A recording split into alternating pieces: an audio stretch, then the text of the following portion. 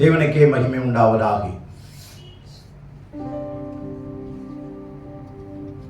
இந்த அருமையான நல்ல நாளிலே அவரை துதிக்கிற இந்த ஓய்வு நாளிலே தேவன் நம்மை ஜீவனோடும் சுகத்தோடும் பலத்தோடும் கொண்டு வந்ததற்காக தேவனுக்கு நாம் கனத்தையும் மகிமையை செலுத்த கடமைப்பட்டிருக்கிறோம். இன்றைக்கும் ஆண்டவருடைய சத்தியத்தை நாம் கேட்கும் போது விசுவாசத்தோடு கேளு. ஏனென்றால் வேதம் சொல்லுகிறது, சத்தியத்தையும் அறிவீர்கள், சத்தியம் உங்களை விடுதலை ஆக்கும். சத்தியத்தையும் அறிவீர்கள், சத்தியம் உங்களை விடுதலை ஆக்கலாம் அப்படின்று ஒரு காலம் சொல்லல. கண்டிப்பாக நிச்சயமாக சத்தியம் உங்களை விடுதலை ஆக்கியே தீரும். நிபந்தனை என்ன? சத்தியத்தை அறியணும். கேட்கிறவர்களாய் மாத்திரமல்ல, அதன்படி செய்கிறவர்களாய் இருங்கள்ங்கிற அர்த்தம் தான் அதுல சொல்லப்பட்டிருக்கு.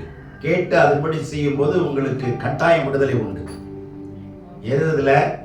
சரீரத்துல, ஆத்மாவில, மன ரீதியாக இருக்கிற போராட்டம், சரீர ரீதியாக இருக்கிற போராட்டங்கள், வியாதியா இருக்கலாம், தீராத நோயா இருக்கலாம், அல்லது பிசாசனுடைய அழுத்தமா இருக்கலாம், கட்டா இருக்கலாம், மந்திரமா இருக்கலாம், அல்லது பொருளாதார குறைவா இருக்கலாம். எதுவா இருந்தாலும் சரி, எல்லாவற்றிலிருந்து விடுதலையாக்குவது தேவனுடைய சத்தியம் ஒன்றுதான் உலகத்துல. பாவங்களுக்கு மாத்திரம் மருந்து அல்லது சாபத்திற்கும் சேர்த்து மருந்து. அது ஔஷதம் என்று வேதம் சொல்லுகிறது. ஆகவே இன்றைய செய்தியின் தலைப்பாக seek not the sacred places, rather sacred God.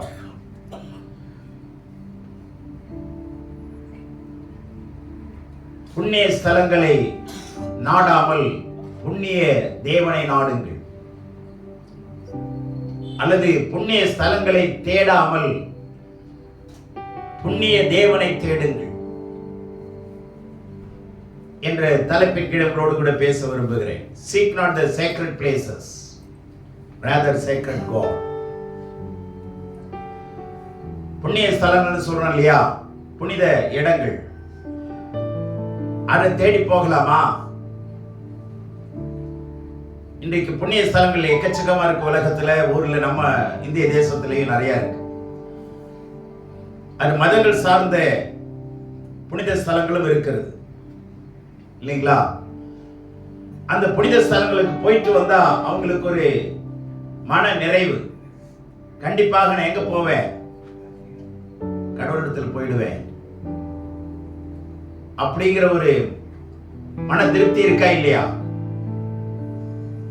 இன்னைக்கு கிறிஸ்தவ உலகத்திலே ஆண்டவர் பிறந்த தேசமாகிய எருசலேம், பெத்லகேம் அல்லது இஸ்ரேல் நாடு, யோர்தான் நதியில ஞானஸ்நானம் எடுத்ததுனால அந்த யோர்தான் நதி, இப்படி அவர் சுற்றி தெரிந்த இடமாகிய கலிலேயா, கப்பர்நாகும், இப்படி போகப்பட்ட இடங்களை போய் பார்த்து வருகிறது ஒரு புனித ஸ்தலமாக அது கிறிஸ்தவர்களுக்கு இன்றைய நாளிலே பிரபலமாய் கொண்டிருக்கிறது.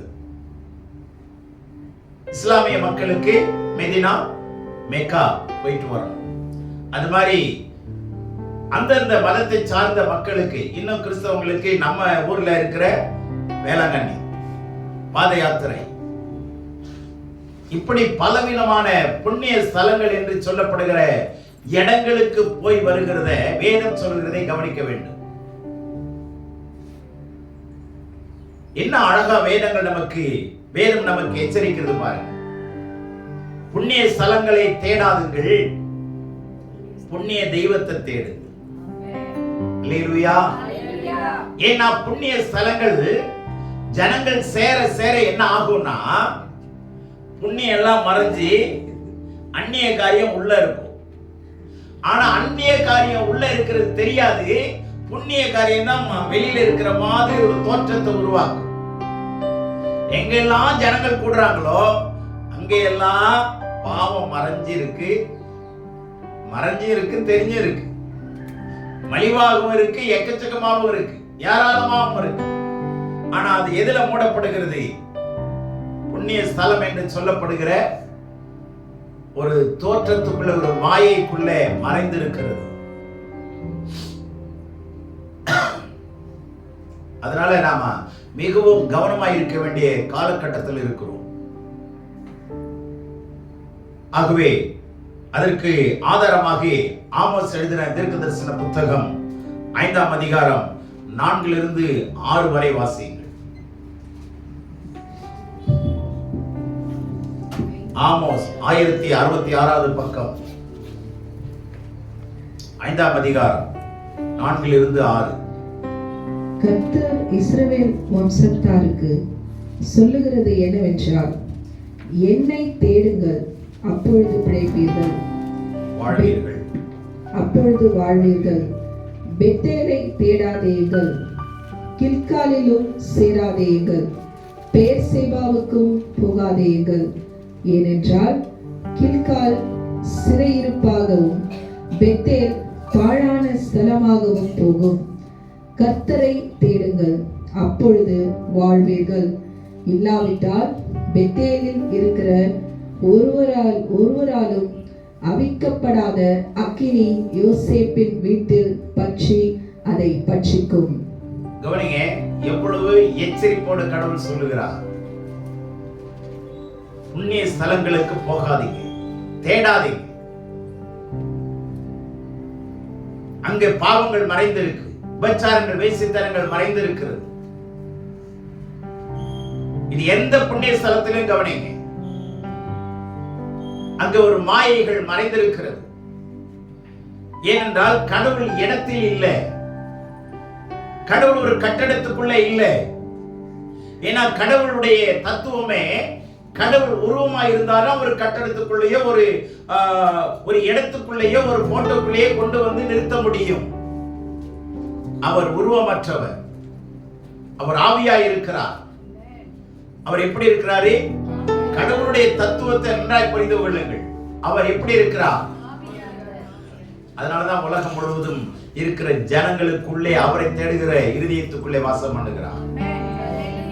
அவர் உருவமாய் இருந்தா ஒரு இடத்துல தான் வாசம் பண்ண முடியும், இன்னொரு இடத்துல வாசம் பண்ண முடியாது.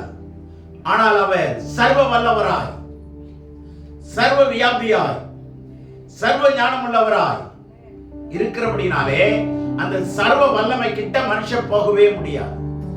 அவர் படைத்த சூரியனையே பார்த்தா ஒரு 10 நிமிஷம் பார்த்தீங்கன்னா போதும். மத்தியான வெயில்ல உற்று நீங்க பார்த்துக்கிட்டே இருந்தீங்கன்னா அதுக்கப்புறம் கண்ணே உங்களுக்கு என்ன ஆயிடும்? பொசுங்கி போயிடும், கண்ணே தெரியாது. ஆண்டவர் படைச்ச இந்த சூரியனையே பார்க்க முடியலன்னா படைத்தவர் எவ்வளவு பயங்கரமான வல்லமை உடையவர் என்பதை நீங்கள் நானும் கிரகிக்கிறதுக்கு தான் இதெல்லாம் ஆதாரமாய் இருக்கிறது. இதெல்லாம் நமக்கு சாட்சியாய் இருக்கிறது. ஆமென். கிரகங்கள்ல நம்ம பூமி கிரகங்களை படிச்சு பாருங்க, சூரியனை பத்தி படிச்சு பாருங்க, புளூட்டோவை பத்தி படிச்சு பாருங்க.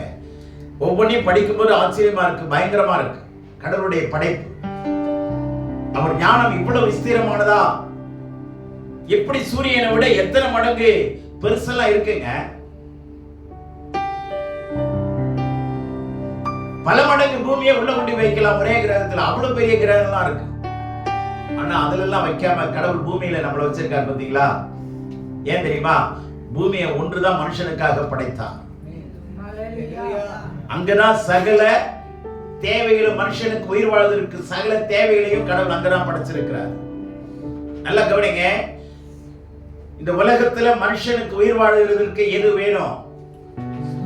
சுவாசிக்க காற்று வேணும். அந்த காற்றுல என்ன தேவை? பிராணவாயு. சரிங்களா? ஆக்சிஜன் தேவை. இப்ப கொரோனா காலத்துல உடனே ஒரு மிஷினை வச்சு கையில பார்த்தாங்க, என்னது அது? ஆக்சிஜன் லெவல் உங்க உடம்புல எவ்வளவு இருக்கு? 95க்கு மேல இருக்கணும். கீழே போச்சுன்னா கீழே போக வேண்டியதுதான். சரிங்களா? இந்த மெஷர்மெண்ட் எல்லாம் கண்டுபிடிக்கிறதுக்கு கருவிகளை கண்டுபிடிச்சாங்க. சந்தோஷமான விஷயம். ஆனா உலகத்துல இந்த ஆக்சிஜன் லெவல் எவ்வளவு இருக்குதுன்னு ஆராய்ச்சி படிக்கும் போது அது என்ன சொல்லப்பட்டிருக்குன்னா, காற்றுல, மொத்த காற்றுல இருக்கிற ஆக்சிஜன் லெவல் 22%. 22. ஏன் 22? 23, 24 இருந்தா என்ன அப்படின்னா, இந்த ஒரு அளவீடு கூட போச்சுன்னா ஆக்சிஜன் அதிகமாக அதிகமாக எளிதில் பற்றக்கூடிய தன்மை உடையது. காடெல்லாம் சீக்கிரம் தன்னாலேயே பத்திக்கிட்டு எரியும். அதனாலதான் இந்த 22 குறியீட்டுக்குள்ளேயே ஆண்டவர் ஆக்சிஜனை மறைத்து கட்டுப்பாட்டுக்குள்ள வைத்திருக்கிறார். அல்லேலூயா. சரி, இந்த 22 குறியீட்டுக்குள்ள கீழே போச்சுன்னா மிருகங்களுக்கும் மனுஷனுக்கு ஆக்சிஜன் பத்தாம எல்லாருமே இறந்துருவோம். ஆண்டவர் பாருங்க எவ்வளவு ஞானம் உள்ளவராய் சரியாய் அந்த அளவீடு அந்த குறியீட்டை தாண்டி போகல பாருங்க. இதெல்லாம் நமக்கு தெரியுமா? தெரியாது. அப்ப ஆண்டவருடைய சிருஷ்டிப்பினுடைய படைப்பின் பயங்கரம் ஞானம் இதுல விளங்குதா இல்லையா? அது படிக்கும்போது ஆச்சரியமா இருந்தது எனக்கு. ஒரு 2 அளவீடுகள் அதிகமாச்சுன்னா காட்டுல இருக்கிற மரங்கள்லாம் பத்திக்கும். அப்ப கவனிங்க, ஆண்டவருடைய படைப்பு எவ்வளவு பயங்கரமானது. அவர் தான் சொல்றாரு, என்ன பண்ணுங்க, பெத்தேலை தேடாதீங்க. ஏன்னா பெத்தேல் ஆண்டவர் பிறந்த இடம். பெத்தேலையில் பிறந்தவரை போற்றி துதி மனமே. பிறந்தவரை துதிக்கலாம், பெத்தேலையே துதிக்க கூடாது. வெத்தலை போட்டுக்கிட்டு வெத்தலையை வாயில வச்சிருவாங்க கடைசியா, தெரியுமா? செத்தவன் வாயில என்ன பார்ப்பாங்க? அவ்வளவுதான். பெத்தலையை தேடாதீங்க, பெத்தலில் பிறந்தவரை தேடு. எத்தனை பேருக்கு புரியுது? ஏன்னா எல்லா ஜனங்க ஒரு இடத்துல கூட கூட கூட பாவங்கள் பெருகுமா இல்லையா? பெருகுமா இல்லையா? நீங்களே யோசிங்க. அங்க திருடு நடக்குமா? கொள்ளையடிப்பானா? பச்சார வயசுத்தனா லாட்ஜஸ் எல்லாம் நீங்க கவனிச்சீங்கன்னா, நான் கண்ணால பார்த்துருக்கேங்க. நாகப்பட்டினத்துல போய் பார்த்தீங்கன்னா ஆகஸ்ட் 8ஆம் தேதி கொடியேற்ற இடத்துல பார்த்தீங்கன்னா சின்ன சின்ன தெருவுதாங்க. அதுல தேர் இழுப்பாங்க. அந்த தேர் இழுக்கிறவங்க யாருன்னா தமிழ்நாட்டுக்காரன், இந்திய நாட்டுக்காரன் கிடையாது. எல்லா ரஷ்யன், அமெரிக்கன் எல்லாருமே அதுக்கு ஏற்கனவே புக் பண்ணிடுவாங்க கயிறு இழுக்கிறதுக்கு. அதுக்கு காசு பணம்லாம் கட்டிடுவாங்க. அப்ப கயிறு இழுக்கிறவன் யாருன்னா எல்லாமே வெளிநாட்டுக்காரனா இருப்பான். எல்லாம் வெள்ளை வெள்ளையா இருப்பான். நீங்க ஜனங்களுக்குள்ள ஒரு குண்டசியை போட்டீங்கன்னா கீழே விடாதுங்க. அவ்வளவு டைட்டா இருக்கும் ஜனங்கள். அதுல உண்மையிலேயே நல்லது இருக்கும்.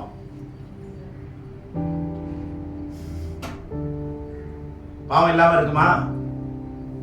நீங்க யோசிச்சு பாருங்க. அதனாலதான் கடவுள் சொல்றாரு, புண்ணிய ஸ்தலனை நம்பி போவாதீங்க, அது உங்களை புண்ணியன் ஆக்காது, அந்நியன் ஆக்கிரும்.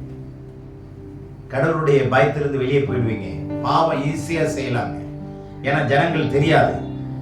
அந்த ஊர் ஜனம், சொந்த ஊர் ஜனம்லாம் இருக்காது. அந்நிய ஊர் ஜனம், உங்க முகம் யாருன்னு தெரியாது, அவன் முகம் யாருன்னு தெரியாது. அதனால பாவம் செய்யறது ரொம்ப ஈஸி. தைரியம் வந்துடும். நம்மளை யார் பார்க்க போறா? கடவுள் பார்க்கிறாருங்கிற பயம் போயிடுது. புரியுதுங்களா? நான் 2000 மலேசியாவில் இருந்தப்போ ஊழியம் செஞ்சுட்டே இருந்த ஒரு வீட்டுல தங்கி இருந்து, திடீர்னு அந்த சகோதரன் கேட்டாரு, நீங்க ஹோட்டல் எதுவும் தங்கணுமான்னு கேட்டார். ஏன் உங்க வீட்டுல தங்குறது கஷ்டமா இருந்ததுன்னா சொல்லுங்க, நான் போயிடுறேன் அப்படின்னு. இல்லைங்க, வர இந்தியர்கள்லாம் ஹோட்டல்ல தங்கி அவங்க விருப்பமானபடி வாழ்ந்துட்டு போவாங்க அப்படின்னு சொன்னார். அதையாங்க ஏன்கிட்ட கேட்குறீங்க? அவரு அங்க நடக்கிற விஷயங்கள் இதுதான். ஏன்னா தேசத்தை விட்டு தேசம் போகும்போது அவங்களுக்கு ஜனங்கள் தெரியாதனால ஈஸியா என்ன செய்ய முடியுது? அவங்கள் செய்யலாம். தேவனுடைய பிள்ளைகள் எல்லாம் கவனிங்க, புண்ணிய ஸ்தலங்களுக்கு போகாதீங்க. ஏன்னு சொல்லு, நீங்க பாத யாத்திரை போறாங்களா? ஆனா கடவுள் இருக்கிற அட்ரஸ் தெரியுமா? கடவுள் அட்ரஸ் தெரியும்? தெரியாது. ட்ரெஸ் தான் போட்டுட்டு போவாங்களே தவிர அட்ரஸ் கண்டுபிடிக்க முடியாது. அட்ரஸ் கண்டுபிடிக்க முடியாது. அதனாலதான் கடவுள் நம்ம அட்ரஸை தேடி வந்தார். இதுதாங்க மார்க்கம். கிறிஸ்தவ மார்க்கங்கிறது கடவுள் மனிதனை தேடி வந்த மார்க்கம். கடவுள் மனிதனை தேடி வந்த வழிதாங்க கிறிஸ்தவ மார்க்கம். மார்க்கம்னா வழி, மதம் இல்லை. கிறிஸ்தவ மதம் கிடையாது, மார்க்கம். மனிதனை தேடி வந்த மார்க்கம் தான் கிறிஸ்துவனுடைய ஆண்டவருடைய மார்க்கம். மீதி எல்லாம் மனுஷன் யாரை தேடி போறான்? கடவுளை தேடி போறான், புண்ணிய ஸ்தலங்களை தேடி போறான், நடந்து போறான், பலவித உபாதைகளை சரீரத்தில் அனுபவிச்சு போறான். ஆனா வேதம் சொல்லுது, நீ அனுபவிக்கிற உபாதைகளை விட ஆண்டவர் இயேசு சிலுவையில் அனுபவித்த உபாதைகள் அதிகம். ஆமென், அல்லேலூயா. ஆகவே பெத்தேலை தேடாதே. ஏனென்றால் பெத்தேல என்ன நடந்துச்சுன்னா, நீங்க கவனிச்சு படிச்சீங்கன்னா அதுல ரொம்ப அதிகமா இருக்கு. என்னன்னா பெத்தேல்ல வந்து கன்றுக்குட்டியை உருவாக்கிட்டாங்க. பெத்தேல்ல ஆமா கன்றுக்குட்டியை உருவாக்கி அங்க என்ன செய்துட்டாங்கன்னா விக்கிரக ஆராதனையை கொண்டு வந்துட்டாங்க. பச்சார வேஷத்தனத்தை கொண்டு வந்தாங்க. அதனால நீங்க என்ன செய்யாதீங்க, பெத்தேலுக்கு போகாதீங்க, அங்க சோரம் போயிடுவீங்க. நீங்க 4ஆம் அதிகாரம் 4ஆம் வசனத்துல பாருங்க. பெத்தேலுக்கு போய் துரோகம் பண்ணுங்கள், கில்காலுக்கும் போய் துரோகம் பெருக பண்ணி காலைதோறும் உங்கள் பலிகளையும் 3ஆம் வருஷத்திலே உங்கள் தசம பாகங்களையும் செலுத்தி. இப்படி எல்லாம் துரோகம் பண்ணுங்கன்னா துரோகம் பண்றாங்க. தேவனுடைய பிள்ளைகளே, இப்படி புண்ணிய ஸ்தலங்கள்ல நம்ம நாடி போகும்போது அங்க பாவங்கள் பெருகுமே தவிர பரிசுத்தத்தை பார்க்க முடியாது. ஆகவேதான் பெத்தேலை தேடாதீர்கள்.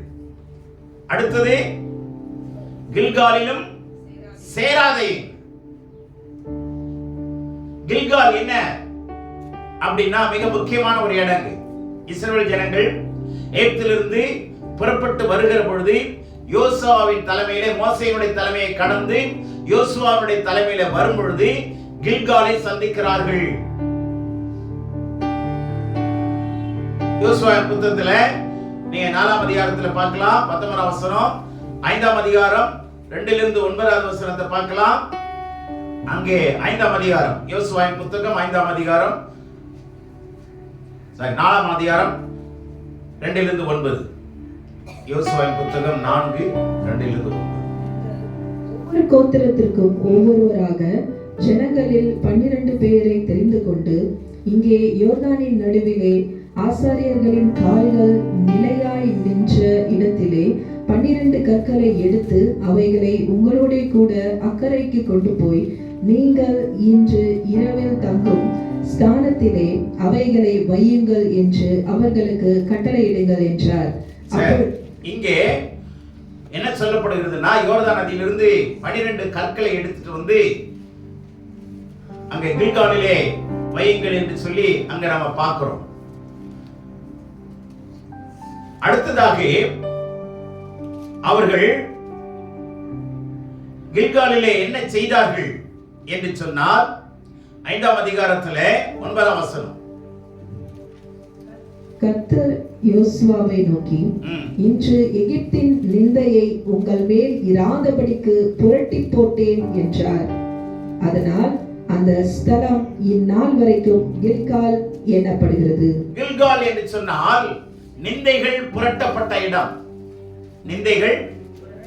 பெத்தேல் என்று சொன்னால் அது தேவனுடைய வீடுன்னு அர்த்தம். ஆனா அங்க இயேசு பிறந்த இடம் தான். ஆனா அங்க பாவங்கள் அதிகமாயிடுச்சு, அதனால அங்க போவாதீங்க. கில்கால் என்ற இடம் என்ன முக்கியமான இடம்னா, இஸ்ரவேல் ஜனங்கள் விருத்த சேதனம் பண்ணப்பட்ட இடம். ஏனென்றால் வனாந்தரத்திலே ஜனங்கள், மூத்தவர்கள் முதியவர்கள் இறந்து போனார்கள். அவருடைய பிள்ளைகள் பிறந்து வளர்ந்தார்கள். வளர்ந்த பிள்ளைகளுக்கு யூத கலாச்சாரத்தின்படி அல்லது நியாயப்பிரமாணத்தின்படி என்ன செய்யணும்? விருத்த சேதனம் ஆண் மக்களுக்கு செய்யணும். அந்த ஆண் பிள்ளைகளுக்கு விருத்த சேதனம் செய்யப்படாததுனால அது ஒரு நிந்தையாகவே இருந்தது. தேவனுக்கு முன்பாக ஒரு நிந்தையாகவே இருந்தது. அதனாலே இந்த புதிதாய் பிறந்த தலைமுறை எல்லாம் புதிதாக்கப்படணும், ஆண்டவருக்குள்ளே பரிசுத்தமாக்கப்படணும் என்கிற சட்டத்தின்படி யோசுவா என்ன செய்கிறான்? எல்லா ஆண் பிள்ளைகளுக்கும் விருத்த சேதனம் செய்கிறான். அப்படி விருத்த சேதனம் செய்யும் பொழுது நிந்தைகள் புரட்டப்படுகிறது. ஆகவே அந்த இடத்திற்கு என்ன பேர் வச்சாங்க? கில்கால். ரோல் அவே, நிந்தைகள் புரட்டப்பட்ட இடம். ரோல் அவே, நிந்தைகள் புரட்டப்படணும். இஸ்ரவேலுக்குள்ள எப்படி நிந்த வருது அப்படின்னு இப்போ புதிய ஏற்பாட்டு சட்டத்தின்படி சத்தியத்தின்படி பேசணும்னா பழைய ஏற்பாட்டுல ஆண் மக்களுக்கு மாத்திரம்தான் விருத்தசேதனம் செய்யப்பட்டது.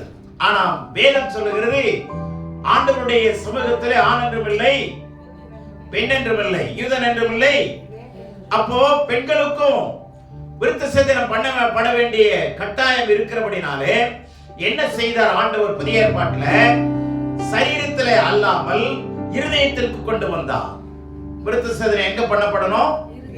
சரி, விருத்தசேதனம் என்னங்க? பொதுவா பேசுறேன்.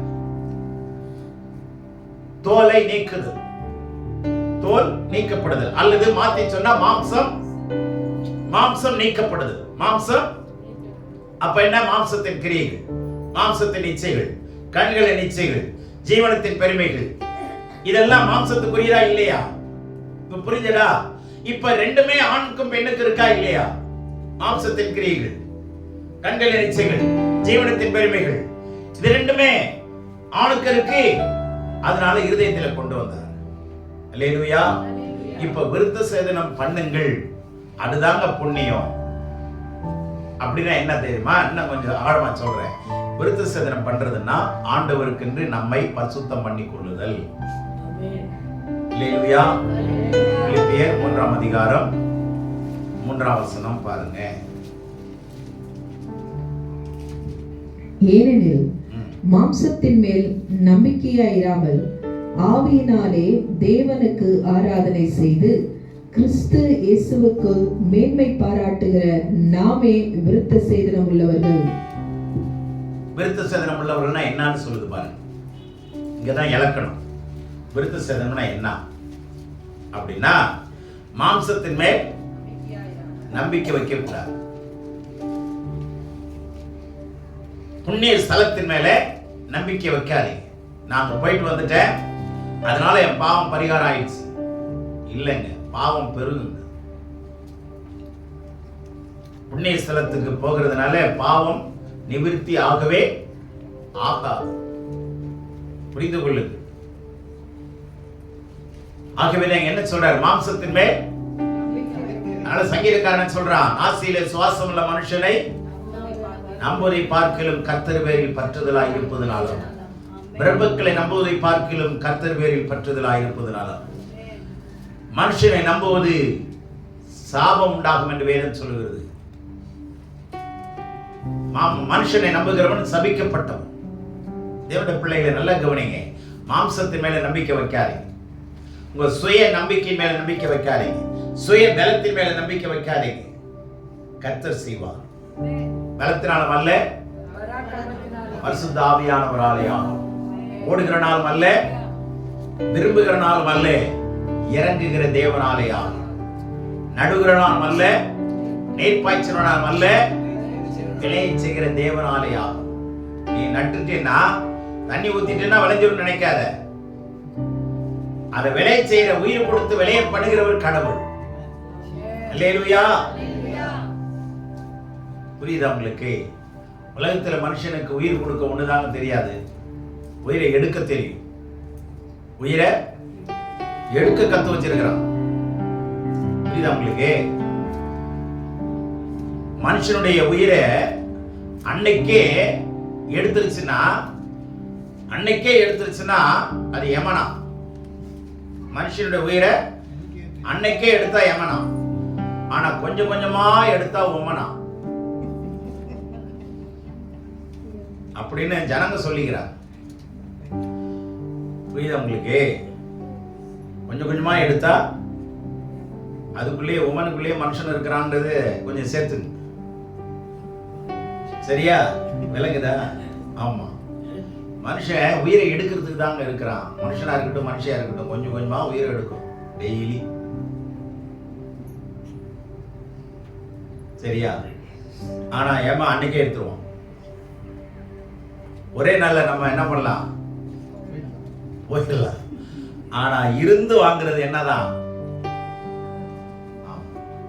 அதனால மாம்சத்தின் மேல நம்பிக்கை வைக்காதீங்க. மாம்சத்தின் மேல நம்பிக்கை வைக்காதீங்க. அடுத்தது,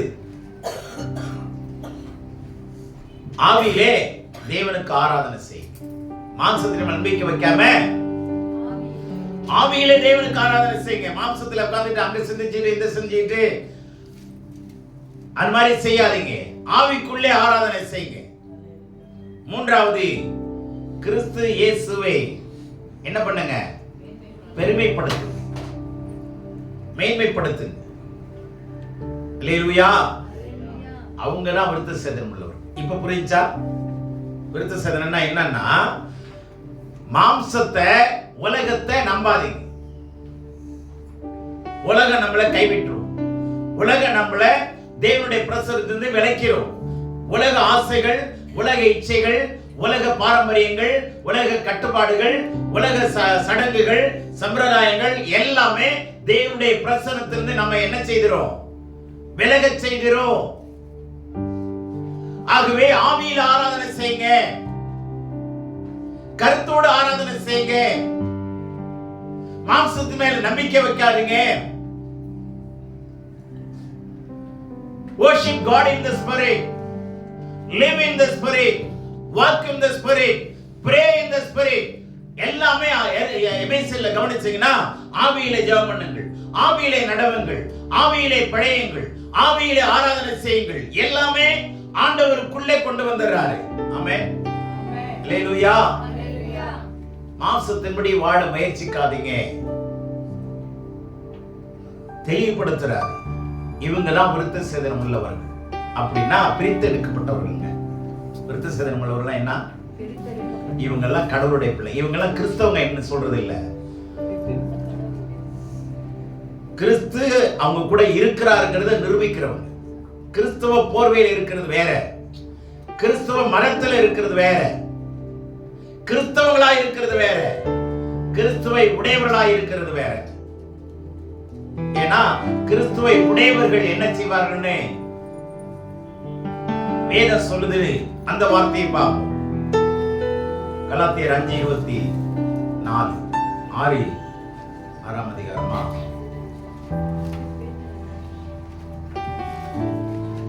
அந்த வசனத்தை பார்ப்போம்.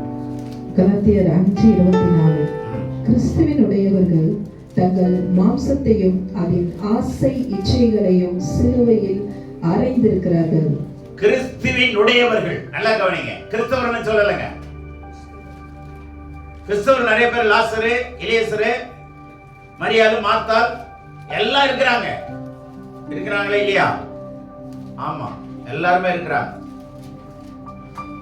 அவங்க எல்லாம் கிறிஸ்தவங்க. ஆனா கிறிஸ்துவை உடையவர்கள், those who are in Christ, இன்னும் சொல்ல போனா கிறிஸ்துவுக்குள்ள இருக்கிறவர்கள். கலாத்தியர் 5:24 தெளிவா இருக்கு பாருங்க. கிறிஸ்துவை உடையவர்கள், கிறிஸ்துவின் உடையவர்கள் தங்கள் மாம்சத்தையும் அதன் ஆசை இச்சைகளையும் சிலுவையிலே ஆணி அடித்து அறைந்திருக்கிறார்கள். அவங்க யாரு? விருத்த சேதனம் உள்ளவர்,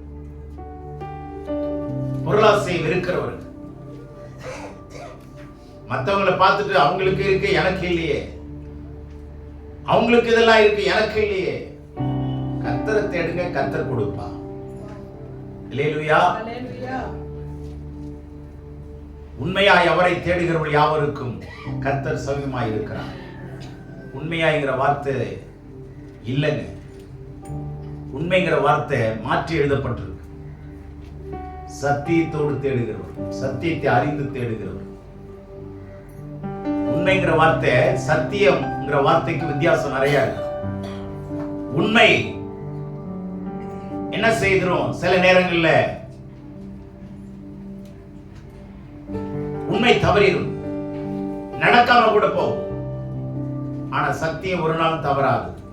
அல்லேலூயா. சத்தியம் ஒரு நாளும், ஏன்னா அந்த சத்தியமே யாருதான்? இயேசுதான். நானே வழியும், அவர் நேற்று இன்று மாறாதவர். அவர் எப்படி மாறுவாரு? சத்தியம் எப்படி மாறும்? உலகத்தில் எந்த சட்டங்கள் வந்தாலும் என்ன மாறாது? உண்மை மாறிடும். ஆங்கிலத்தில் ஃபேக்ட்ங்கிறதா உண்மை, ஃபேக்ட்ங்கிறதா உண்மை, ட்ரூத்ங்கிறதா சத்தியம். உண்மை தவறிடலாம். டாக்டர் சொல்லுவாங்க கேன்சர் 4th ஸ்டேஜுக்கு மேல போயிடுச்சு, இனிமே ஜீவிக்க முடியாது, இறந்துறாங்களா இல்லையா? ஆனா வேதம் சொல்லுது, அந்த நேரத்தில் நீ விசுவாசித்தாலும் மாத்திரம் இல்ல, நீ மரித்தாலும் பிழைப்பா. என் தழுவலினாலே சுகம் ஆனீர்கள். அங்க நிபந்தனை இருக்கா? இந்த லெவல் வரைக்கும் தான் சுகமாகுன்னு. அதையும் தாண்டி ஆண்டவர் உயிரோடு வாழும்போது என்ன நிரூபிச்சு காட்டினாரு? 4 நாள் ஆன பிற்பாடும் நாரி போன பிற்பாடும் விளங்குதா? யாருடைய சரீரத்தை எழுப்பினாரு? அப்ப விஞ்ஞான விதிகளை தாண்டி நடந்துச்சா இல்லையா? அற்புதம். அற்புதம்னாவே against the law, natural law, இயற்கை விதிகளை தாண்டி நடக்கிறதாங்க அற்புதம். ஆமென். இயற்கை விதிகளை இங்க இது நடக்காதுங்க, ஆனா அது நடக்கும்னா அதுதான் அதிசயம். தண்ணி மேல இருந்து கீழே வருகிறதா இயற்கையான ஒன்று. திரும்பி தண்ணி ஒரு நாளும் என்ன ஆகாது, திரும்பி போகுமா? போகாது. போகவும் ஆனா யோர்தான் பின்னிட்டு திரும்பி குவியலாய் நின்றது. எத்தனை அற்புதம் அதுல இருக்கு தெரியுமா? யோர்தான் பின்னிட்டு திரும்பி எப்படி நின்றதா? நீக்குமா? இதெல்லாம் கடவுள்கிட்ட தாங்க. என்ன சர்வ வல்லமை உடையவர். அல்லேலூயா. அதனாலதான் நீங்களும் நானும் வித்தியாசமானவர். அவங்க யாருன்னா விருத்த சேதனம் பண்ணி கொண்டவர். விருத்த சேதனம் அப்ப புரியுதா? பிரித்தெடுக்கப்பட்டவர்கள், கிறிஸ்துவை உடையவர்கள். கிறிஸ்தவர்கள் அல்ல, நாம் எல்லாரும் கிறிஸ்தவர்களா இருக்கிறோம். ஆனா கிறிஸ்துவை உடையவர்களா இருக்கிறோமா? வெள்ள போடுறதுனால கிறிஸ்தவங்க இல்லைங்க. உலகத்திலேயே வெள்ள போடுறாங்க. புத்த மார்க்கத்தை பாருங்க, நிறைய பேர் வெள்ள உடுத்துவாங்க. அவங்கள நான் குறை சொல்லல. வெள்ள உடுத்துறதுனாலதான் பரிசுத்தங்கிறது இல்லை. வெள்ளையே ஒரே நேரம் கிடையாது தெரியுமா உங்களுக்கு? இந்த வெள்ளையே ஒரே நேரம் கிடையாது. 2-3 கலர் மிக்ஸ் ஆனாதான் வெள்ளை வரும். இப்ப அதுக்கு என்ன பண்றது? கடவுள் ஒருத்தர் தாங்க வெண்மையா. அல்லேலூயா. அவர் கொடுக்கிற ஒன்றுதான் பரிசுத்தம். ஆமென். ஆகவே வெளியில வெள்ளை உடுத்துறது இல்லைங்க, உள்ள வெள்ளையா இருக்கணும்.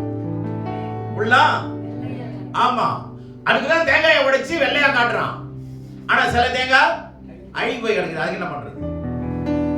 அடுத்து தூக்கி போடுறான். நம்ம நான் ஒரு பிள்ளைய திருமணத்திற்கு ஆயத்தப்படுத்தினேன். அந்த பிள்ளைகளுடைய பேர் தங்கம். இந்து, அவங்களுடைய அப்பா அம்மா எல்லாம் இந்து மதத்தை சார்ந்தவங்க. ஆனா இந்த பிள்ளை அந்த மாதிரி ஒரு பிள்ளையை நான் இன்ன வரைக்கும் பார்க்கல. நான் சொன்னேன், மாப்பிள்ளை வீடு வருவாங்கம்மா, கொஞ்சம் நல்லா ட்ரெஸ் பண்ணிட்டு இருமா அப்படின்னு சொல்லிட்டு வந்தேன். அழைச்சிட்டு போறேன், சாதாரண ட்ரெஸ்ல இருக்கு. நான் அனுப்பின பிற்பாடு கேட்டேன், மாப்பிள்ளையெல்லாம் பார்த்துட்டு போன பிற்பாடு கேட்டேன், என்னம்மா நீ சாதாரணமாகவே இருப்பியே, ஒரு ஸ்பெஷலாக ட்ரெஸ் பண்ணிக்கலையே அப்படின்னு. அங்கிள், ஸ்பெஷலாக ட்ரெஸ் பண்ணி ஏமாற்றி நான் கல்யாணம் பண்ண விரும்பல. நான் இருக்கிற மாதிரியே இருக்கணும்னு நினைக்கிறேன். இது எத்தனை பேர் சொல்லுவாங்கன்னு நினைக்கிறீங்க? அந்த வார்த்தை எனக்கு ரொம்ப ஆச்சரியமா இருந்ததுங்க. அப்போ அது பின்னணியை கேட்டேன், நீ இப்படி பக்குவமா இந்த வயசுல இருக்கிறதுக்கு என்ன காரணம்னு கேட்டேன். அப்போ அது சொன்னிச்சு, சின்ன வயசுல எங்க அப்பா புது ட்ரெஸ்ஸை அனுப்பி போட்டு சண்டே கிளாஸுக்கு அனுப்புவாங்க. இல்லை நானும் போவேன்னா அங்கே போயிருக்கு. எப்படி போவோம்னா, புது ட்ரெஸ்ஸை எடுத்து வழியில் போய் கட்டிட்டு பழைய ட்ரெஸ்ஸை போட்டுட்டு போவோமா. ஏன்னா அங்கே ஏழை பிள்ளைங்க இருப்பாங்க, என் புது ட்ரெஸ்ஸை பார்த்து அந்த பிள்ளைங்க ஏக்கம் வந்துடக்கூடாதுன்னு சொல்லி நான் அந்த பழைய ட்ரெஸ்ஸையே போட்டுட்டு போயிட்டு வரும்போது புது ட்ரெஸ்ஸை போட்டு வருவேன். இந்த புத்தி யாருக்குங்க இருக்கும்? அந்த சின்ன வயசுல எல்லாரும் புதுசு போட்டு தானே விரும்புவாங்க. அந்த குழந்தை வயசுல, அந்த வயசுல சொல்லுது. அது எனக்கு ரொம்ப ஆச்சரியமா இருந்தது. பேரு ரொம்ப அழகா உனக்கு சரியாவே வச்சிருக்கிறாங்கம்மா, ரொம்ப சரியாவே வச்சிருக்கிறாங்க. எனக்கு ரொம்ப ஆச்சரியமா இருந்தது அந்த பிள்ளையை பார்க்க. நல்ல முக லட்சணமாவும் இருக்கும். இவ்வளவு குணசீலியா இருக்குங்கிறத எதிர்பார்க்கவே இல்லை. என்ன பண்ணாங்க, கல்யாணத்துல அவங்க அம்மா என்ன பண்ணாங்க, நீ கட்டாயப்படுத்தி தேங்காய் உடைச்சிட்டு வா அப்படின்னு சொல்லி என்னை கட்டாயப்படுத்தினாங்க. சரிம்மா, என்னம்மா பண்ண? தேங்காயை கொடுத்தாங்க. அந்த தேங்காயை உடைச்சேன். உள்ளு ஃபுல்லா அழிவு இருந்ததை கொண்டு போய் காமிச்சேன். வேணாம் இதை போடாத, வேற ஒரு தேங்காயை போய் உடை சாமிக்கினாங்க. மறுபடியும் போய் உடைச்சேன். 2ஆ உடைச்சா அது உள்ள ஒண்ணுமே இல்லை. அதையும் கொண்டாந்து காமிச்சேன். பயந்துட்டாங்க எங்க அம்மா. அதை தாண்டியே கல்யாணம் பண்ணி வச்சாங்க. அந்த பிள்ளையுடைய திருமணம் பாதியில முடிஞ்சது. மிகவும் நிர்பந்தமான நிலைமை அந்த பிள்ளைகளுடைய நிலைமை. கவர்மெண்ட்ல பிள்ளைக்கு வேலை கிடைச்சது ரிச்சியில். நான் சொன்னேன், மறுபடியும் சந்திச்சு ரொம்ப நாளைக்கு அப்புறம் சந்திச்சு சொன்னேன், பயப்படாதம்மா, கடவுள் மறுபடியும் வீட்டில் மறுபடியும் உன்னை குடும்பமாக மாற்றுவார், நல்ல ஒரு கணவனை கொடுப்பாரு, பயப்படாதுன்னு சொன்னேன். இப்பவும் கடவுளுடைய பிள்ளையா இருக்கு மறைமுகமா. ஆமென். நல்ல ஒரு கணவனை கடவுள் கொடுத்தார். ஏன் நான் சொல்றேன்னா, இந்த சின்ன வயசுல எவ்வளவு வித்தியாசமான உணர்வுங்க அது, என்ன வித்தியாசமான ஒரு எண்ணங்கள் அந்த வாழ்ந்து காட்டியிருக்கா பாருங்க. ஒரு மனவாட்டி ஒரு மாப்பிள்ளை வரான்னா உடனே கண்ணில் பூசுறது, வாயில பூசுறது, உதட்டுல பூசுறது, என்னென்ன அப்புறது அத்தனையும் அப்பி கிப்பி அப்படியே நம்ம வந்து நிற்கும் பாரு சில மாதிரி. ஆனா கட்ட பிற்பாடுதான் அதனுடைய நேச்சர் தெரியும், விளங்குதா? அப்பதான் இது மின்னலா, இது இடியா, இது மழையான அப்பதான் தெரியும். அதனாலதான் அப்புறம் சொல்றான், இடி தாங்க முடியல. ஏயா தோற்றத்துல மயங்காதே. அந்த பிள்ளை தன்னை மாத்திக்கவே இல்லைங்க கடைசி வரைக்கும். ஆச்சரியம், இன்னைக்கும் எனக்கு ஆச்சரியமா இருக்கும். நான் எத்தனையோ நிச்சயத்துக்கு போறேன், எத்தனையோ கல்யாணத்தை பார்க்கிறோம். ஆனா கடவுள் பிள்ளைகளை கிறிஸ்துவின் உடையவர்கள் வித்தியாசமாகும். அவர்கள் தங்கள் ஆசை இச்சைகளை எங்கே என்ன பண்ணிருக்காங்களா, அவங்க நாங்க விருத்த சேதனம். இதை ஏதோ ஒரு வார்த்தை எனக்கு புதுசா இருக்குதுன்னு புரியாம கஷ்டப்படாதீங்க. இது ஆரம்ப நாட்களிலே விருத்த சேதனத்தை மாம்சத்துல சரீரத்துல வச்சிருந்தாரு. ஆனா கொஞ்சம் கொஞ்சமா ஆண்டவர் ஆவிக்குள்ள மாத்துறாரு, ஏன்னா புரிஞ்சுக்கிறதுக்காக. அல்லேலூயா. இப்ப ஆணுக்கும் பெண்ணுக்கும் ஆண்டவர் எங்க கொண்டு வந்துட்டாரு சொல்லுங்க, கையை காட்டுங்க, எங்க கொண்டு வந்துட்டாரு?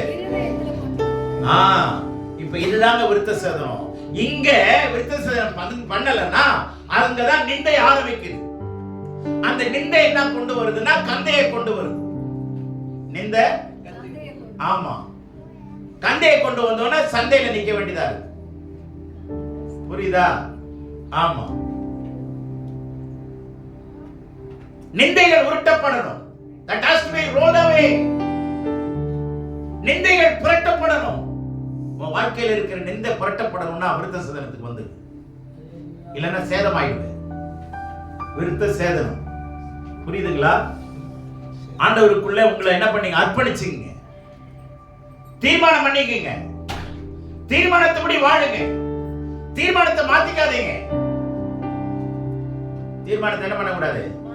மாத்திக்க கூடாது. ஏன்னா தீர்மானத்துக்குள்ள என்ன இருக்கு? தீர்மானத்துக்குள்ள மானம் இருக்கு. தீர்மானத்தை மாத்திட்டீங்கன்னா என்ன போயிடும்? மானமே போயிடும். அப்ப தீர்மானம் இல்லாத வாழ்க்கை, வாயை திறந்து திருவாயை திறந்து சொல்லுங்க, தீர்மானம் இல்லாத வாழ்க்கை மானகெட்ட வாழ்க்கைன்னு பக்கத்துல பார்த்து சொல்லுங்க. அம்மா புண்ணியவதியே, தீர்மானம் பண்ணாத புண்ணியவானேன்னு கூப்பிடுங்க ஐயா, சொல்லுங்க ஐயா. தீர்மானம் இல்லாத வாழ்க்கை சொல்றதுக்கு எவ்வளவு யோசிச்சு சொல்றீங்க பாருங்க. அப்ப தீர்மானிக்க பயப்படுறவனு தானே அர்த்தம். கூப்பிட்டு ஒண்ணு வச்சு சொல்லுங்க, தீர்மானிங்க சொல்லுங்க. சொன்னீங்களே இல்லையா? சொல்லுங்க, சீக்கிரம் சொல்லுங்க, ஒண்ணு வைங்க. ஐயா புண்ணியவானே, புண்ணியவதியே, தீர்மானம் பண்ணு, தீர்மானம் பண்ணு. இந்த மாப்பிள்ளை வேணுமா? அப்புறம் எதுவும் சொல்ல மாட்டிய? சொல்ல மாட்டேன். உனக்கு பிடிச்சிருக்கா? ஆமா பிடிச்சிருக்கு. சபையார கேட்டீங்களா? அந்த பிள்ளைக்கு பிடிச்சிருக்கு. உனக்கு பிடிச்சிருக்கா தம்பி? பிடிச்சிருக்கு. கேக்குறாங்களா இல்லையா? வாயை திறந்து அப்படி நான் சொல்றாங்க.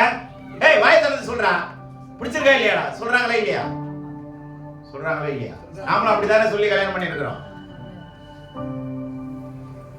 இந்த பாட்டை எத்தனை பேர் பாடி இருக்கிறீங்க? இரு பரிவாரங்களோடு வெறுங்கையாய் வந்து, இரு பரிவாரங்களை அந்த பாட்டை பாடும்போதே வெக்கங்கட்ட பாட்டுங்க. எப்படி பாட்டை கட்டினான்னு தெரியல. இரு பரிவாரம்னா என்ன அர்த்தம் தெரியுமா? யாக்கோபுக்கு 2 பரிவாரம்னா என்ன தெரியுமா? ஒன்னு லேயாளுடைய பரிவாரம், இன்னொன்னு ராகேலுடைய பரிவாரம். லேயாலும் ராகேலும் யாராரு? 2 பேருமே யாரு? யாக்கோபனுடைய மணிமார். இப்ப 2 பரிவாரத்தை எனக்கு தந்தீர்னு பாடுறீங்களே, நீங்க கொஞ்சம் வீட்டுக்காரரை பார்த்து பாடுங்க, இல்ல வீட்டுக்காரரை அவங்க மனைவியை பார்த்து பாடுங்க. எனக்கு 2 பரிவாரங்களை கொடுத்தீர்னு. இந்த ஒன்றை வச்சு வாழ்றதுக்கே நம்மளால முக்கிய கிடக்கிறோம். அதை பாட்டு கட்டு வச்சிருக்கான் பாருங்க. 2 பரிவாரங்களை கொடுத்தாருன்னு பாடுறோம். அதையும் சேர்ந்து நாமளும் என்ன பண்றோம்? வெக்கமான இல்லாம, அதனுடைய அர்த்தம் தெரியாம, வெறும் கையாய் நான் நடந்து வந்தேன். அப்போ அர்த்தத்தை புரிஞ்சீங்களா? யாக்கோபு சொல்றான் 2 பரிவாரத்தை கொடுத்தீன்னு அவன் சொல்றான். அவன் சொன்னதை நீ ஏன் பாட்டை கட்டி பாடுற? இருக்கிறது ஒரு பரிவாரம் தானே உனக்கு. வீட்டுல போய் கேளுங்க, ஏயா 2 பரிவாரம் பாண்டியே உனக்கு எப்படியா வந்துச்சு? இன்னொரு பரிவாரம் எங்கேயா வச்சிருக்கிறேன்னு கேட்டீங்களா?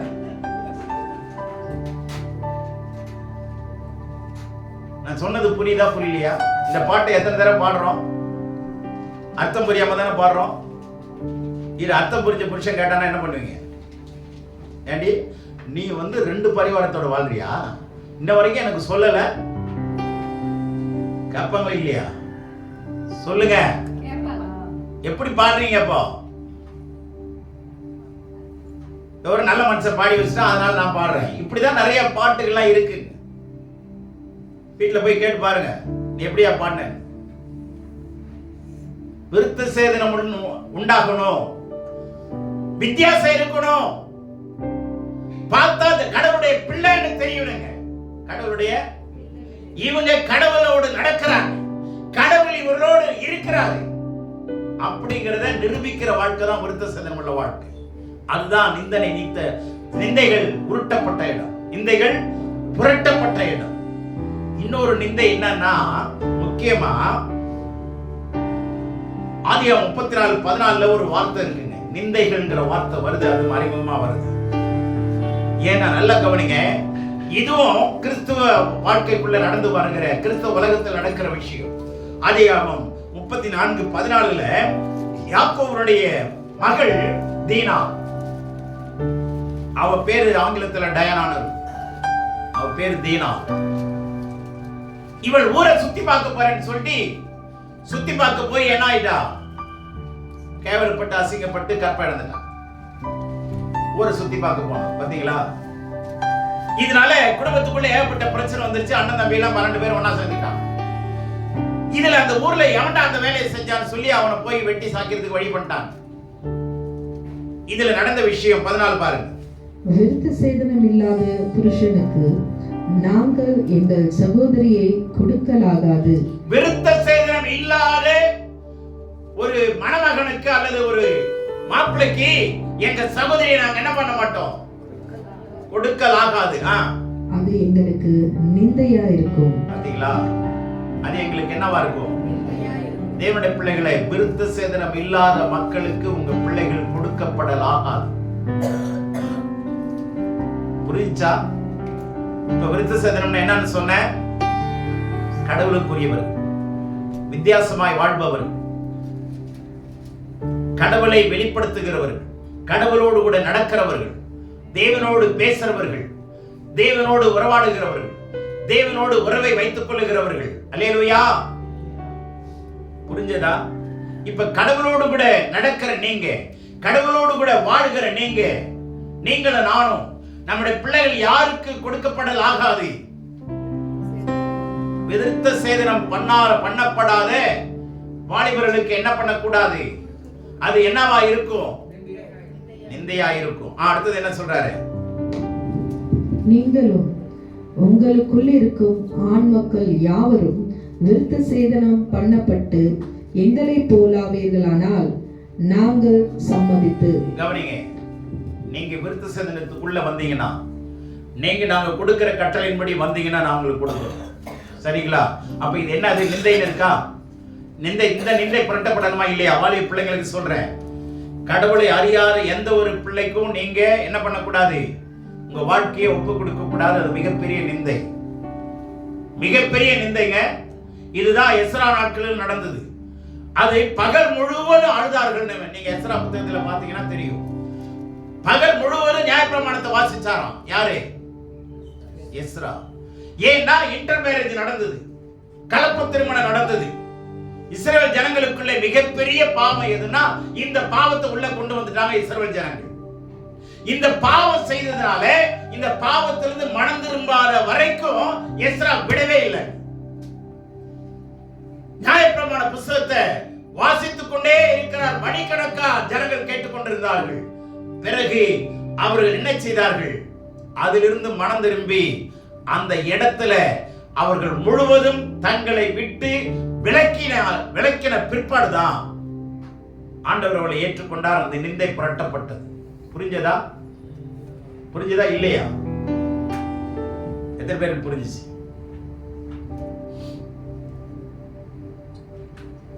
இது தேவனுக்கு விரோதமான விருத்த சேதனம். அதாவது விருத்த சேதனம், அதாவது தேவனுக்கு விரோதமான நிந்தை. இந்த கில்கால் அப்படின்னா கலால். கலால்ங்கிற வார்த்தையை கேள்விப்பட்டிருக்கீங்களா? 16:3 பாருங்க. நீதிமொழிகள் 16ஆம் அதிகாரம் 3ஆம் வசனம் பாருங்க. முக்கியமான வசனம் 16:3. உன் செய்கைகளை கர்த்தருக்கு ஒப்புவி, அப்பொழுது உன் யோசனைகள் உறுதிப்படும். நல்ல கவனிங்க. உன் செய்கைகளை, ஆமா, commit your ways ன்னு ஆங்கிலத்தில் இருக்கு. இந்த கமிட்ங்கிற வார்த்தை எபிரேயத்தில் எப்படி இருக்குன்னா ரோல் அவே அப்படிங்கிற வார்த்தை பயன்படுத்தப்பட்டிருக்கு. என்னன்னா உங்களுடைய வழிகளை கடவுள்கிட்ட உருட்டி விடுங்க. உங்களுடைய என்னத்தை, நிந்தைய, உங்களுடைய வழிகளை, யோசனையை கடவுள் கரத்துல உருட்டி விடுங்க. உங்களுடைய பிரச்சனை என்ன பண்ணுங்க? ஆமா, புரட்டி தள்ளுங்க, உருட்டி தள்ளுங்க. கர்த்தருடைய சமூகத்தில் என்ன பண்ணுங்க? பேசுங்க. கர்த்தருடைய சமூகத்தில் என்ன பண்ணணுமா? உங்களுடைய வழியை, ஆமா, புரட்டி தள்ளுங்க, உருட்டி தள்ளுங்க. உங்களுடைய பிரச்சனையை கடவுள் கையில விட்டு கொடுங்க. புரட்டுங்க, உருட்டுங்க. நீங்க உருண்டிட்டு கிடக்காதீங்க. நீங்க படுக்கையில புரண்டிட்டு கிடக்காதீங்க. என்ன செய்யுது ஆண்டவரே? என்ன பண்றது ஆண்டவரே? இந்த நிந்தனை, இந்த பிரச்சனையை குடும்பத்துல நீண்ட காலம் உருண்டுகிட்டு கிடக்கு, நீண்ட காலம் புரண்டுகிட்டு இருக்கு. எவ்வளவு காலம் நான் புரளுவேன்? எவ்வளவு காலம் என் பிரச்சனையில உருளுவேன்? எவ்வளவு காலத்தை நான் தாங்குவேன் ஆண்டவரே? நான் ஒருத்தியா, நான் ஒருவனா? இந்த பிரச்சனையை நான் எவ்வளவு காலம் தாங்குவேன்? சொல்லாதே. பிரச்சனையை கர்த்தர் commit your ways into the hands of the Lord. கர்த்தருடைய கரத்துல உன் பிரச்சனை என்ன பண்ணு? ரோல் பண்ணி விட்டு. இன்னொரு வசனம் சொல்லுது, cast your burden upon the Lord. உன்னுடைய கர்த்தர் மேல உன் பாரத்தை வைத்து விடுன்னு போய் இன்னும் பத்திரமா படைச்சிருமா? பக்குவமா வைக்கிறதுக்கு தூக்கி போடுன்றார் உன் பிரச்சனைய. யார் கையில? ஏன்னா அவர் உங்களை விசாரிக்கிறவர். கடவுளுடைய பிள்ளையை கர்த்தர் உங்களை நித்தம் விசாரிக்கிறவருங்க. நீங்க மனுஷன் விசாரிக்கல, அவங்க விசாரிக்கல, இவங்க விசாரிக்கல எல்லாம் கவலைப்படாதீங்க. நான் எதை பத்தி கவலைப்பட மாட்டேன். அவங்க விசாரிக்க என்ன வரல, அவங்க என்னை கேட்க வரல, அவங்களுக்கு எவ்வளவு வேலை இருக்கும், அதை விடுங்க. கடவுள் என்ன விசாரிக்கிறாரு. ஆமென், அல்லேலூயா. இதெல்லாம் கேட்டுட்டுல எனக்கு அந்த மாதிரிலாம் நினைக்க மாட்டேன். இவங்க வந்து கேட்கல, நான் அடிபட்டுச்சு, எனக்கு உடம்பு சரியில்லாமல் இருந்தேன், நான் உட்கார்ந்துருந்தேன், நான் முடிச்சுக்கிட்டு இருந்தேன், என்னை வந்து இவங்க பார்க்கல, கேட்காதீங்க. மனுஷன் விசாரிக்கிட்டு போகட்டும், அது வேற விஷயம். கடவுள் நம்மளை விசாரிக்கிறவர் உன் பக்கத்தில் இருக்கிறார். அவரிடத்துல என்ன பண்ணு? cast your burden. உன் பாரத்தை என்ன பண்ணு? எப்படி கவனிங்க, என்ன பண்ணணும்? தூக்கி எறிங்க. தூக்கி அது போய் அங்க விழுது, உடையுது, சதறுது எல்லாம் பார்க்காதீங்க. என் பக்குவமா பத்திரமா கொண்டு வச்சாதான் கேட்பாரா? அதை பத்தி நம்மால ஒரு கவலை. தூக்கி போட்டா உடஞ்சிருமே. இதுல என்னன்னா இஎம்ஐ கட்டி நமக்கு பழக்கம். இஎம்ஐ கட்டி பழக்கம் இல்ல, இதனால கொஞ்சம் கொஞ்சமா வைப்போம் டெய்லி. ஏன் ஒரே நாள்ல தூக்கி போடு? இல்ல வேணாம் வேணாம், கொஞ்சம் கொஞ்சமா வைக்கலாம். ஏன்னா இஎம்ஐ கட்டி பழக்கம் இல்ல. இங்க என்ன சொல்றாரு? உன் நிந்தையை உருட்டி போடு, உன் வழியை கடவுள்கிட்ட என்ன பண்ணு, புரட்டி போடு. அவர் என்ன பண்ணுவாரா? யோசனைகளை உறுதிப்படுத்துவார். இந்த கலால்ங்கிற வார்த்தை என்னன்னா அவரோடு நடக்கிறது, அவரோடு நடத்தப்படுது, நடக்கிறது. கலா அப்படின்னா அவரோடு நடக்கிறது. கிறிஸ்தவர்கள் மாத்திரம் பேரு அறிந்த பத்தாதுங்க, கிறிஸ்துவை உடையவர்களாயிருக்கும். கிறிஸ்துவை உடையவர்களாயிருக்கும். இப்ப நீங்க ஒரு டைபிஸ்ட்னா என்ன தெரியணும்? டைப் தெரியணும். என்னங்க டைபிஸ்ட்ன்றீங்க, கொஞ்சம் டைப் பண்ணுங்க. இல்லைங்க எனக்கு தெரியாதுங்க. அப்ப டைப் அடிக்க தெரியாதவங்க டைபிஸ்ட்னு ஏன் பேரு? விசுவாசின்னு தானே நமக்கு பேரு. என்ன தெரியணும்? விசுவாசிக்க தெரியணுமா இல்லையா? ஆனா விசுவாசிக்க தெரியலையே. எப்படி விசுவாசிக்கணும்னு தெரியலையே. What are the rules and regulations in order to believe? விசுவாசிக்கிறதுக்கு என்ன அகராதி தெரியலையே. எப்படி விசுவாசிக்கணும்? அப்புறம் விசுவாசின்னு ஏன் பேர் வச்ச? அவங்க சொன்னாங்க, அதனால நான் சொல்லிட்டு இருக்கேன். எங்க சர்ச்சில் சொன்னாங்க, நீங்க யாரு? விசுவாசி. கொஞ்சம் கொஞ்சமா விசுவாசியா மாறி, விசுவாசி கொஞ்சம் கொஞ்சமா விசுவாசியா மாறி. தேவனுடைய பிள்ளைகளே நல்லா கவனிங்க. அர்த்தம் புரிந்தவர்கள் தான் கிறிஸ்தவர்கள். ஆமென். கிறிஸ்துவை உடையவர்கள், மதத்தை சார்ந்த அல்ல, கடவுளுடைய வார்த்தையை சார்ந்து. புண்ணிய ஸ்தலங்களை தேடாதீர்கள், புண்ணியமான தெய்வத்தை தேடு. Seek not the sacred places, rather sacred God. Hallelujah. பரிசுத்தமான தெய்வத்தை தேடு,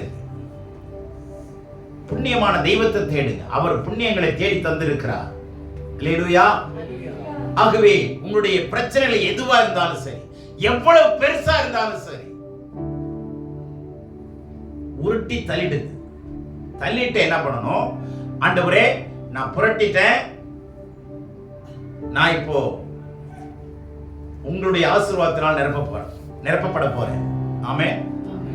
அந்த இடம் காலியா இருந்ததுன்னா கடவுள் உங்களை நிரப்புவார். காலி பண்ற வேலை யாருடைய வேலை? யாருடைய வேலை? நம்ம வேலை. ஒரு வீட்டுக்காரமா வாடகைக்கு இருந்தது. அந்த வீட்டுக்காரமாவிட்ட ஓனர் வந்து டெய்லி சொல்றான், கொஞ்ச நாள் கழிச்சு, எப்பமா காலி பண்ண போற? அடுத்த மாசம், 2 மாசம் டைம் கொடு. ஒரு வாரம் கழிச்சு, எப்பமா காலி பண்ண போற? அதுக்கப்புறம் டெய்லி வந்து கேட்க ஆரம்பிச்சான், எப்ப காலி பண்ணுவ? எப்பமா காலி பண்ணுவ? சரி காலி பண்ணிடுறேன் சார். அடுத்த நாள் காலியே பண்ணிடுச்சு. காலியே பண்ணிடுச்சு. இது ரெக்கார்ட் பண்ணி வச்சிருச்சு. எப்ப காலி பண்ணுவோமா? எப்பமா காலி பண்ணுவேன்? ரெக்கார்ட் பண்ணி வச்சிருச்சு. நான் காலியே பண்ணிடுறேன். சரி காலி பண்ணிடுச்சு. கொண்டு போய் ஸ்டேஷன்ல வச்சுட்டாங்க. ஏமா கொலை பண்ண? சார் 3 மாசத்துக்கு முன்னாடி வந்து கேட்டான், எப்ப காலி பண்ண போறேன்? நான் 3 மாசம் கழிச்சு பண்றேன். ஒரு வாரம் கழிச்சு கேட்டான், எப்ப காலி பண்ண போறேன்? நான் பண்றேன் சார். தொடர்ந்து வந்து கேட்க ஆரம்பிச்சான். நான் சொன்னேன் காலியே பண்ணிடுறேன். பாருங்க இவன் கொடுத்த தொந்தரவு எவ்வளவு நாளுன்னு நீங்களே பாருங்க. இப்ப என்ன பண்ண? காலி பண்ண. அவன் தான் கேட்டான், எப்ப காலி பண்ண போறேன்னு. என்னையதான் வந்து தொந்தரவு கொடுத்தான். எப்ப காலி பண்ண போற, எப்ப காலி பண்ண போற, சொல்லுமான்னு உயிரை எடுத்தான். இப்ப நான் என்ன பண்ண? இப்ப யாரு அதுக்கு காரணம்? இப்ப என்ன பண்றது? புரிஞ்சதா? தேவனுடைய பிள்ளைகளை நல்லா கவனிங்க. வார்த்தைகள்ல நிறைய அர்த்தங்கள் இருக்கு. வார்த்தைகள்ல நிறைய அர்த்தங்கள் இருக்கு. கண்டக்டர் சொல்றான், பஸ்ல ஏறி வாயான்றான். அவன் என்ன கேட்கறான்? ஏய் என் வாயை பார்த்தா ஏறி மாதிரி இருக்குதான்னு கேட்கறான். ஏறி வாயான்ற அவன் என்ன கேட்கறான்? ஏய் நான் என் வாயை பார்த்தா ஏறி மாறிட்டா இல்லையா? ஏறி வாயா? ஏன் மறுபடியும் அதே சொல்ற? ஒவ்வொரு வார்த்தைக்கு அர்த்தம் நிறைய இருக்கா இல்லையா? எப்படி வேணாலும் எடுக்கலாம். அவன் சொன்னது மேல ஏறிவான். புரிஞ்சுதா? இப்படி உலகத்துல நிறைய அர்த்தங்கள் இருக்குங்க. ஆனா இதன் மத்தியில அர்த்தமுள்ளவர்களாய் வாழ்வதுதான் கிறிஸ்தவம். ஆமென். இதன் மத்தியிலே சொல்லுங்க, அர்த்தமுள்ளவர்களாய் வாழ்வர்கள் தான் விருத்த சேதனம் உள்ளவர்கள். அர்த்தமற்ற வாழ்க்கை ஒரு வாழ்க்கை அல்ல, அது மனிதனுடைய வாழ்க்கையும் அல்ல.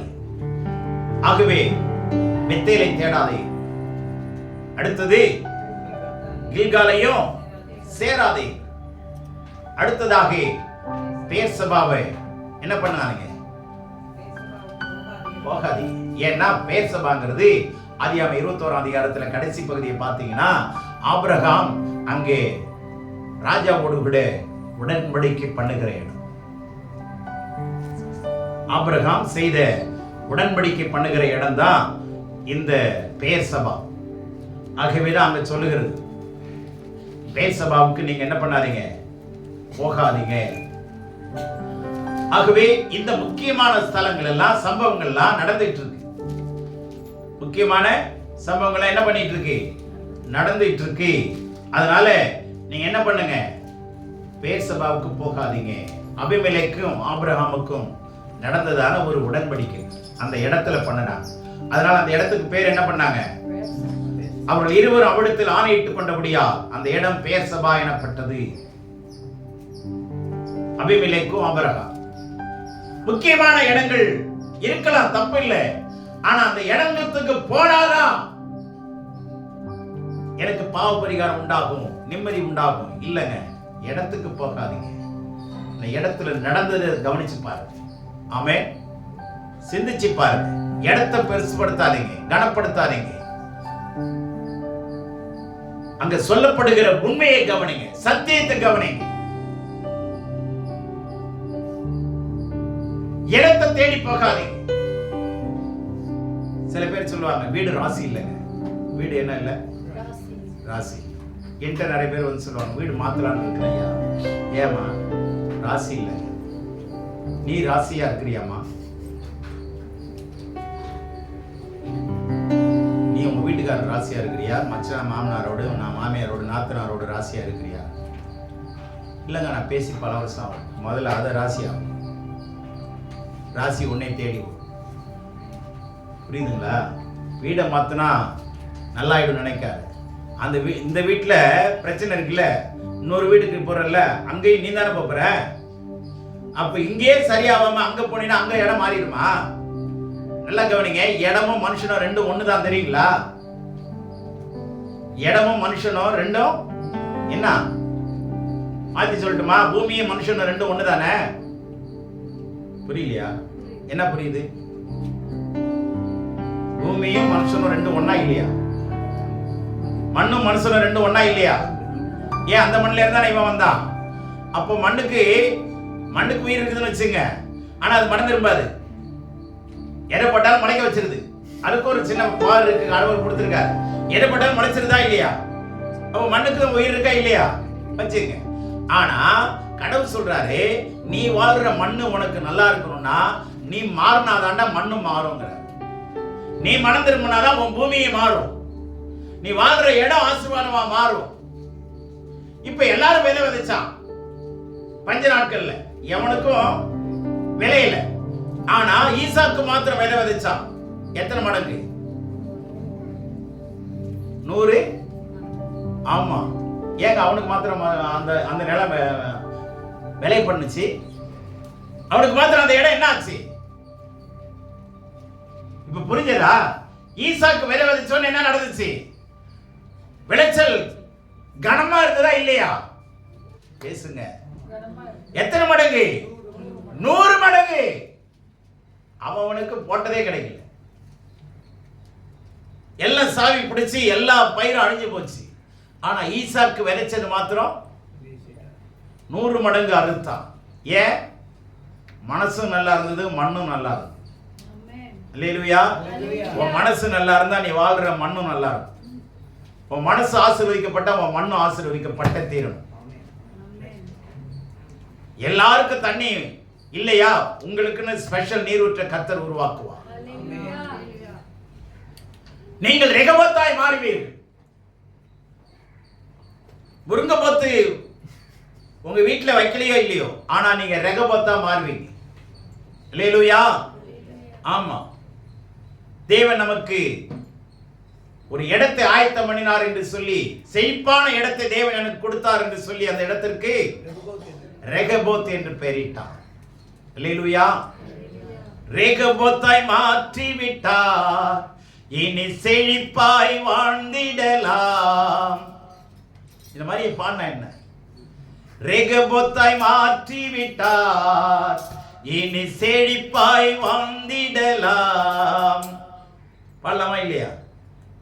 ஆண்டவர் நம்மளை செழிப்பாய் வாழத்தான் ரெகோபோத்தாய் மாற்றி இருக்கிறார்.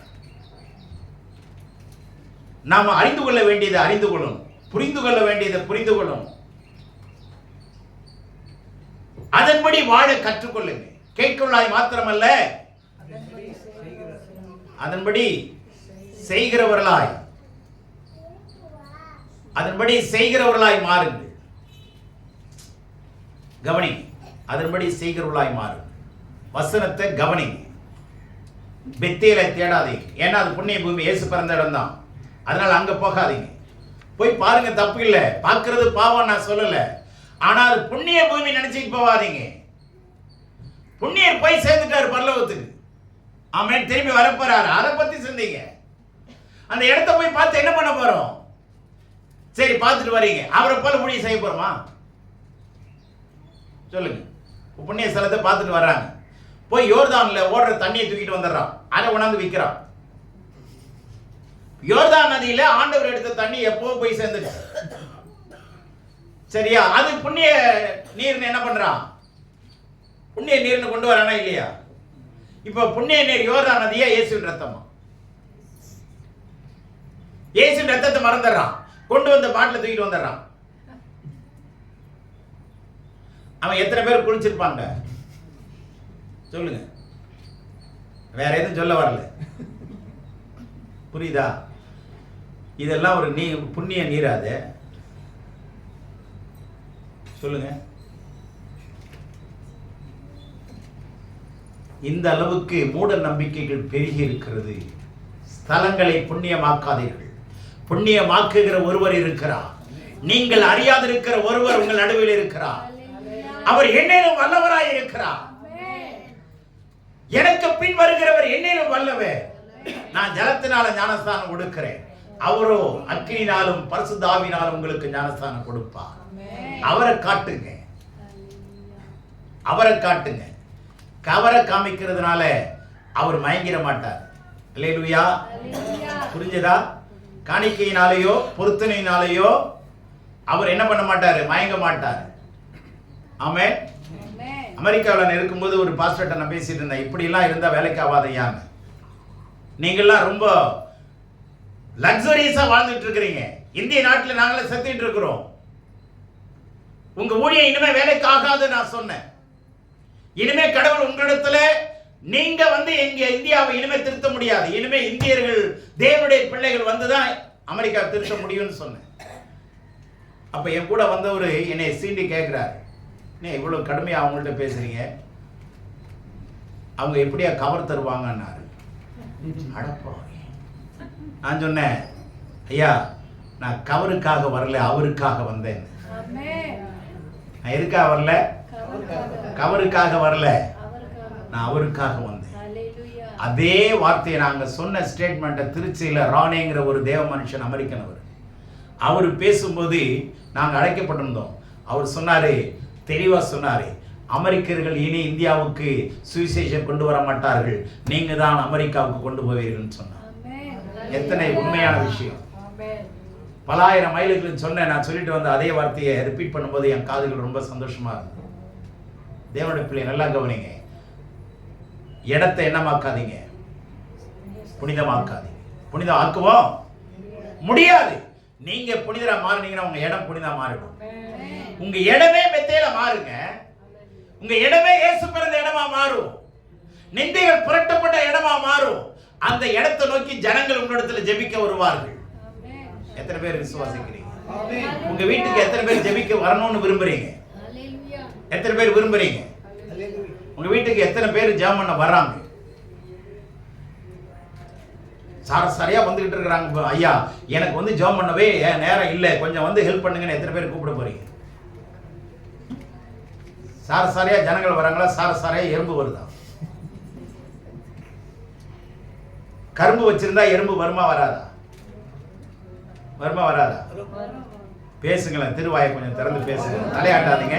கரும்பு வச்சிருந்தா எறும்பு வருமா வராதா? வாய் திறந்து சொல்லுங்க. வரும். இப்ப நீங்க கரும்பா இரும்பா? இரும்பு கிட்ட எறும்பு வராதுங்க. நீங்க இரும்பாவே இருந்தீங்க, நான்லாம் நவரவே மாட்டாங்க, கடவுள் என்னோடு கூட இருக்கிறாருங்க. சரி, நீ இரும்பா இரு.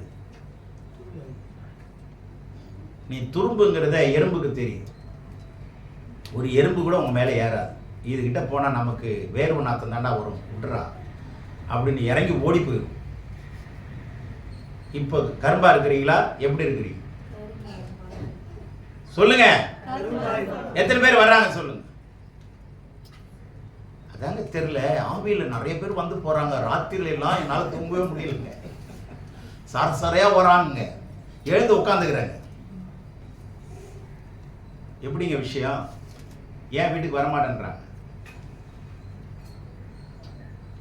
இதெல்லாம் சிந்திச்சு பார்க்கிறோமா? நான் அடிக்கடி ஆண்டவர்கிட்ட நான் சொல்லுவேன், ஆண்டவரே நான் இப்படி ஜெபம் பண்ணிருக்கிறேன், ஆண்டவரே எத்தனையோ வீட்டுக்கு நான் வீடு தேடி போய் நான் கதவை தட்டி ஜெபம் பண்ணிட்டு வந்திருக்கிறேன், என் வீட்டுக்கு ஏன் ஊழியக்காரரை அனுப்ப மாட்டேன்? நான் கேட்டிருக்கேங்க. அன்னைக்கு ஆண்டவர் அதை நிறைவேற்றினார். நான் வீடு தேடி எத்தனை வீட்டுக்கு போறேன் ஆண்டவரே, இன்னைக்கும் என் மகளுடைய பிறந்த நாளை நான் கொண்டாடாம போறேன், நீங்க என் பிள்ளைக்கு ஜெபம் பண்ண ஒரு ஊழியக்காரனை இன்னைக்கு அனுப்புங்கன்னு சொல்லிட்டு போனேன். எனக்கு இன்னும் ஞாபகம் இருக்கு. பிறந்த நாளுக்கு என்னால் இருக்க முடியல, பிள்ளை அழுகுறா, நான் கண்டிப்பா வாக்கு பண்ணிட்டேன், நான் போய் ஆகணும். அப்ப நான் பிள்ளைகிட்டையும் நான் அப்பலஞ்சி வாங்கிட்டு போறேன், அம்மா கோச்சிக்காரம்மா நான் போயிட்டு வந்துடுறேம்மா அப்படின்னு. அப்போ போகும்போது நான் வெளியில் நின்று ஜெபம் பண்றேன், ஆண்டவரே என் இடத்துல ஒரு ஊழியக்காரனை அனுப்புங்க, அவங்க வந்து ஜெபம் பண்ணணும். நைட்டு நான் வந்து திரும்பி கேட்டேன், வரலன்னாங்க. நான் திருப்பி ஆண்டவர்கிட்ட கேட்டேன், மனசாட்சி இல்லையா ஆண்டவரே, இறக்கமே இருக்காதா? நீங்கள் ஏன், நான் இப்போ தானே ஒரு இன்னொருத்தருக்கு நான் ஆசீர்வாதமாக போயிட்டு வந்தேன், நீங்கள் ஏன் என் வீட்டுக்கு ஒரு ஊழியக்காரன் அனுப்பக்கூடாதான்னு சொல்லிட்டு கதவை மூடுறேன்.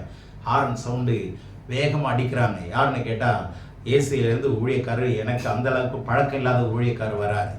ஐயா பிரைஸ்லான்னு, என்னையான்னு, நான் 6 மணிக்கே வரணும்னு நினச்சேன், ஆனால் நீங்கள் இருக்க மாட்டீங்கன்னு லேட் நைட்டில் வரேன்னு ஆண்டவர் அனுப்பிச்சாரா இல்லையா?